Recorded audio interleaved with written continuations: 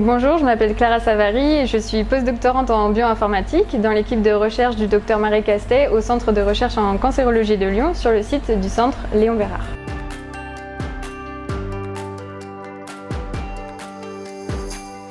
Mes travaux de recherche portent sur la compréhension des mécanismes de résistance au traitement des rhabdomyosarcomes. Donc les rhabdomyosarcomes, c'est quoi? Ce sont des tumeurs qui se développent souvent dans les muscles et qui sont fréquents chez les enfants et les adolescents. Il faut savoir aujourd'hui que seuls 30 à 40% de ces jeunes patients peuvent être guéris, et au regard de ces chiffres, on comprend qu'il est urgent de mieux comprendre pourquoi certains de ces patients résistent lorsque d'autres répondent positivement au traitement conventionnel.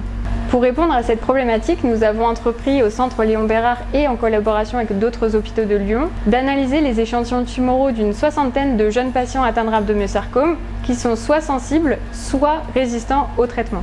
Il faut bien avoir en tête que les tumeurs sont un amas de cellules qui présentent des comportements aberrants, comme par exemple se multiplier très rapidement ou avoir une survie indéfinie. Elles sont causées par des dérégulations biologiques et notre objectif va être de comprendre leur origine. Et pour y répondre, nous allons donc caractériser ces cellules tumorales à différents niveaux d'information, l'ADN et la façon dont il est compacté dans la cellule, l'ARN qui sont les transcrits de cet ADN, et enfin les protéines qui sont le produit de traduction des ARN. Donc nous avons bien ADN, ARN et protéines. Mon travail en tant que bioinformaticienne va être d'intégrer l'ensemble de ces informations et ensuite de les traiter informatiquement via des algorithmes et de l'intelligence artificielle pour comparer les signatures moléculaires entre les patients qui sont sensibles et résistants au traitement conventionnel. Grâce à cette approche, nous allons donc pouvoir mettre en lumière les mécanismes qui sont donc responsables de la résistance au traitement chez ces jeunes patients.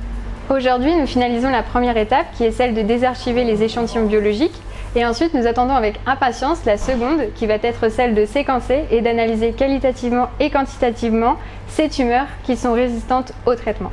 Ces travaux vont ainsi nous permettre d'identifier de nouvelles cibles thérapeutiques et proposer des solutions plus efficaces pour traiter ces jeunes patients atteints de rhabdomyosarcome.